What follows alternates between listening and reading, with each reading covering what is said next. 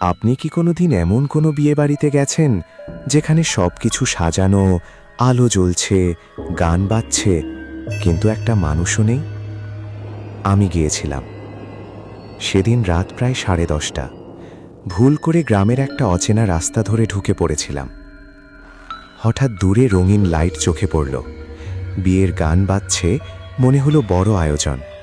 পানি খাওয়ার জন্য গেট দিয়ে ঢুকে পড়লাম। ভিতরে ঢুকেই অদ্ভুত লাগলো। চেয়ার টেবিল সাজানো, খাবার পরিবেশন করা, কিন্তু কেউ নেই।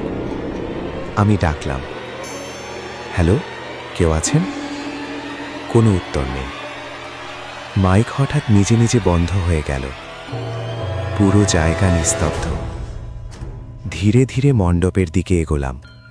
কনের চেয়ার সাজানো, লাল শাড়ি গায়ে পরানো, কিন্তু কেউ বসে নেই। হঠাৎ পেছন থেকে খুব ঠান্ডা একটা গলা, তুমি এত দেরি করলে কেন?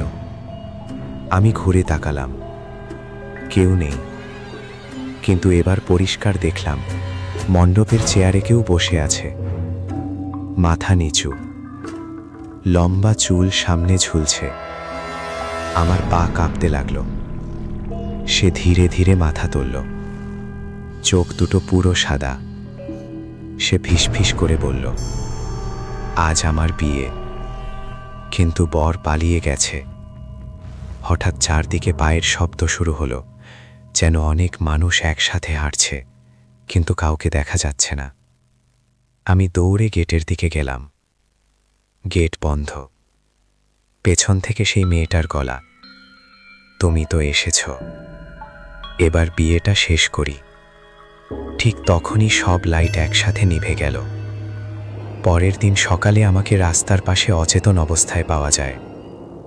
গ্রামের লোকজন বলল, এই জায়গায় 10 বছর আগে একটা বিয়ের দিন আগুন লেগেছিল, কনে পুড়ে মারা যায়।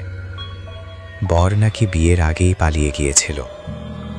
আমি আর কখনো এই রাস্তা দিয়ে যাইনি। কিন্তু গতকাল রাতে আমার ফোনে একটা অচেনা নম্বর থেকে ছবি এলো।